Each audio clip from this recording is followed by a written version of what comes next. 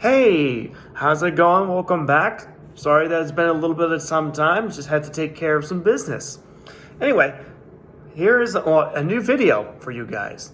So today on Disney Plus, Disney Plus released on some of their newest content in the form of a new series. Now, as some of you guys may know, that Disney has acquired a lot of properties over the years, and one of their most profitable properties has been the Marvel Studios.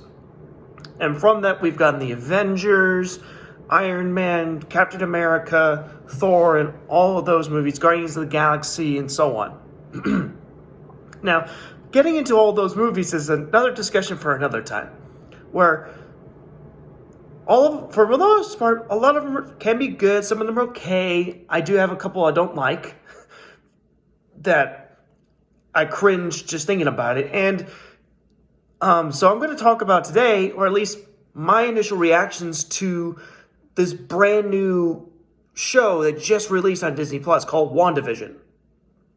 Now, I have not done any build-up. I've actually was kind of very hesitant about watching any of this just because I've been really burned out on a lot of Marvel content. Not superheroes per se, because I was excited for Wonder Woman 84.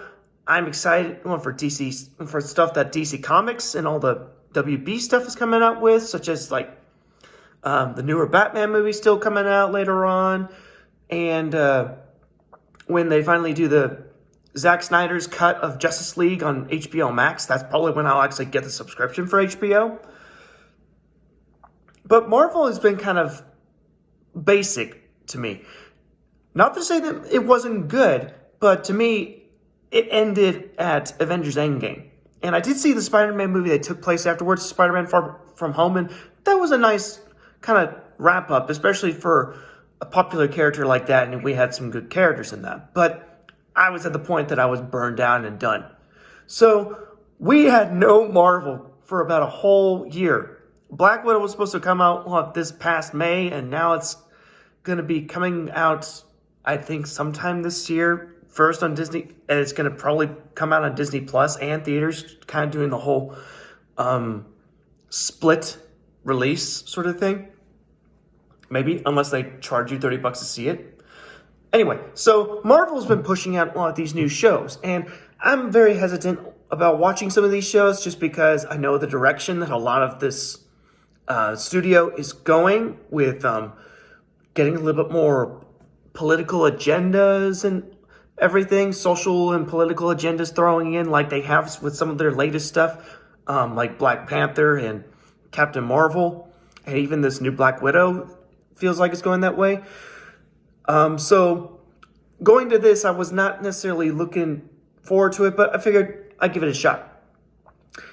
But the premise of the show is that WandaVision, its main premise, from what I can tell, is that we have these two heroes. One is Wanda Maximoff, who in previous movies in the past has special powers through experimentation, where she can control things she can be kind of a telekinetic and have kind of witch-like ability. I mean, she's called the Scarlet Witch in comics. They don't ever call her a witch, but she has abilities that are similar to a witch, where she can kind of manipulate the minds, revealing things that would be your worst fears or your deepest desires, like she does in a movie in the Avengers Age of Ultron.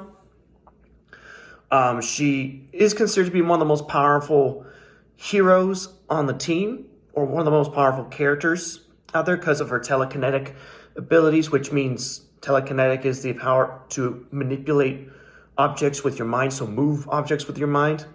But this is not like X-Men. This is all through experimentation and stuff. So she has all these vast abilities that are kind of a bit more mental, and they're all related to, if you paying attention, one of the, what's it called? It's the Mind Stone that it originates from, one of the Infinity Stones. There we go. So one of the Infinity Stones that, if you remember from the last two Avengers movie, that this was like the big purple guy, Thanos. He was collecting all these stones. The Mind Stone was one of those stones. And the Mind Stone is the reason why Wanda has her powers, because there was experimentation and study on the stone from Hydra. And that's how Vision is able to come to be, because the Mind Stone was in his forehead, which Thanos basically ripped out of his head so that he had him. Anyway, so that was Wanda. Vision is just an android that was built for evil, but has turned into one of the more powerful characters in the MCU. He's on the level similar to Wanda, maybe not quite as much, but he's definitely a powerhouse because he can phase through walls. He can change his density. So it's density shifting, basically. He can be as dense and as hard as a rock, or even harder, as dense as anything else. He can phase through walls, change his density so he can shift through walls. And with that stone in his brain, he can shoot laser beams, shoot a beam of power or an energy beam from it. But he's an android, so his brain is his robot brain is top notch and everything, and he doesn't have to succumb to any of the human needs like food, which that's coming to play in one of these episodes. Anyway, so right off the bat, we just get the perception that it's just these two heroes, which they formed a relationship, like some kind of relationship, romantic relationship, in Infinity War, and this kind of progressed through Captain America: Civil War and then Infinity War, where there was a bit of a relationship between the two of them. Where really they both, in like Vision's final moments, he confesses that I love you, Wanda, and Wanda's heartbroken to a point that she almost kills Thanos, the guy who killed Vision, she almost kills Thanos in Avengers Endgame in the final battle because she's just so torn and hating this guy. Anyway, so you have this couple that comes on in. This couple, Wanda and Vision, and they're just living life in the suburbs, trying to keep their powers on the down low and not let people clued in of who they are. But where they're at in terms of where they're located, they're in the suburbs. But what seems like in the first episode is like the 40s or 50s, because it's black and white, and it's a sitcom. It's a sitcom format where they're just like, oh, my loving husband. You and your incredibly, I was like, oh, my darling wife, levitating flying saucers. Oh, my darling husband, you and your incredibly hard head that's unbreakable. So it's kind of little bit stuff like that, while kind of making fun of and enjoying the premise of it being more of those older sitcoms and everything, like I Love Lucy and everything, complete with the stage, with the live audience laughter and everything like that. And it's just showing that they're living their lives for the most part. The first episode focuses on just there's a confusion about a certain date where Wanda thinks it's their anniversary. Vision is confused, but then he realizes that the date is not for their anniversary. It's for a dinner with his boss and his wife, who happens to, and so it ends up that through the confusion of like Wanda thinking it's their anniversary and getting everything ready for a big romantic evening, then Vision's like, honey, we need to impress my boss right now. And so just kind of a little flip-flopping. And so while they're getting the dinner prepped and everything, Vision's trying to stall while Wanda's making dinner and everything. And so it's fun, and you even get little commercials in there. But there are a little bit of the moments in there, especially in the dinner sequence, where you actually get a hint that something is not right. So they're enjoying this life and everything, but something's doesn't quite fit. In a moment where it's just like there's no humorous music or anything. The characters are like, one character gets into a position where it's almost life-threatening in a way. The music is gone, other than just kind of maybe building up a bit more tension. Close-ups on your two main leads, And just one character is just repeating the same thing over and over like a broken record to make you feel uncomfortable in a way. Until finally the issue at hand is resolved and then everything's back to normal. So something is off in the very first episode. They kind of very subtly play with it. The second one, they definitely hint at it a whole lot more, that there's something going on. In the second one, basically, you fast forward into, I guess, that's why I said, like, the first one may have been in the 40s, the second one may be in the 50s, maybe? I don't know. 50s or 60s. It's still black and white. But we see that, so in the second episode, Wanda and Vision are trying to fit into the neighborhood by participating in a community talent show, and they're pretending to be do a magician's act, a magic act, which then that kind of leads into some funny humor and antics between like Wanda having to cover up Vision's kookiness because he doesn't eat food, but in a clever little animation he accidentally swallows some gum and it gets all stuck inside, kind of messing with his brain. So Wanda has to come up with some very funny, some very clever antics to try to cover up their powers. But even throughout the episode, there are little hints in there, like something's not right, like in a way that it's similar to the old movie, to the movie called Pleasantville. If you ever seen that movie with Tobey Maguire, and I think Scarlett Johansson's in that one too, where it just shows like these two teenagers that are just transported into a TV show that's black and white.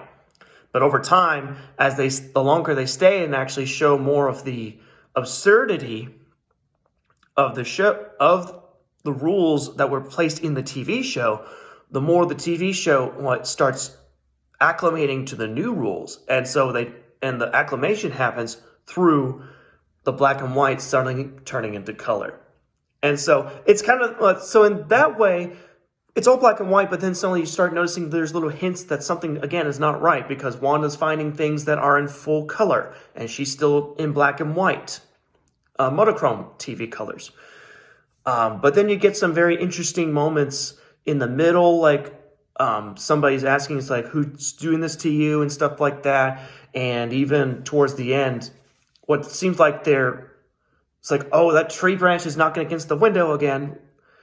They go outside and it's very creepy, very uncertain, and very unnerving because you don't really see what's going on. And even to a point that you just feel like, see this little, what's it called? Manhole cover coming up. Of course, when I first saw it, I'm like, uh-oh, here comes the Demogorgon from Stranger Things. But ends up that is a man coming out, but he's in like a beekeeper's suit. So this can allude to some other things. And there's been a symbol that's been popping up in this episode and the last one of just this circle with a sword on there. Now, I'm not going to get into details of nerdy details, but essentially in comics and Marvel, there was another organization similar to S.H.I.E.L.D. from the Avengers and everything, where S.H.I.E.L.D. was more for defense and everything. You had another company called S.W.O.R.D., which worked coincidingly with S.H.I.E.L.D. to some respects, but they were a bit more offensive and may have dealt with more intergalactic threats or even more weaponized threats, per se, while S.H.I.E.L.D. was more kind of more spies in a way. That's my understanding. I don't read comics as much. I just Wikipedia everything. Anyway, so do I recommend you take a look at it? Well, obviously, if you're a Marvel fan, you're probably going to watch it, and you might find something interesting out of it. They definitely are holding on to as much of the mystery as they can. And really, there's nothing wrong with it at all. Obviously, Wanda, just kind of mistaking is like, oh, it's our anniversary, honey. It's like, oh my gosh, I got to prepare for dinner. It gets into that. And obviously, just kind of some of the different little things that she does, like snapping her fingers, her dresses change. That's definitely going to be witchcraft. But it's done in a way that's basically just kind of maybe played for laughs. It's very similar to the Bewitched sitcom from decades ago. So older fans will know that, or older audiences may know one of the parallels onto some of those older sitcoms. Younger audiences will miss that. So those will be some things on just to be aware of that.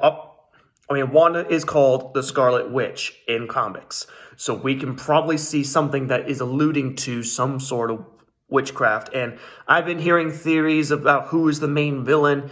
I have kind of an idea myself, but I could be completely wrong. But there have been theories going out there saying that basically the villain could be Marvel's own interpretation of the devil. So that could be an issue going in for anybody. But I'll leave that up to you. The fun little sitcom moments are fun and everything, but obviously when it gets into more of the more thought-provoking and like what's going on, it's kind of trippy. And in a way, it did make me feel a little uncomfortable, which is like, wow, okay, this is kind of creepy and this is kind of dark, which I think is the premise that this is a mystery and a thriller that we have no idea what's going on while in this sitcom. Like, this sitcom world is probably a cover for something much more sinister and nightmarish. So with the way I'm describing it, I'd probably say don't watch it. But again, that is up to you. I imagine if you're a Marvel fan, you'll probably have fun with it. You get to hang out with Vision and Wanda again in a much more fun way, and we get to have a little bit more since we really didn't get to see much of Wanda and Vision interacting with each other. Especially since, Vision got killed. Spoiler. Got killed in Infinity War. Anyway, so that's my 2 cents on the first 2 episodes of WandaVision. I am probably going to go ahead and review each episode as I go through, and we'll just see how it goes. But if it gets into some of that dark territory, I may just make that whatever. If it gets too much, I might just say enough and cut it. But we'll just see. Anyway, so I hope this was enlightening to you and gives you an idea of what to look forward to, and maybe if this kind of maybe gets you a bit of an idea here of whether to watch WandaVision or not. Again, that's up to you. But anyway, that's my 2 cents on WandaVision, and I hope you guys have a wonderful day and have some good times on watching some good shows. So check this out, and we'll catch you in the next episode or when I discuss another topic. Take care.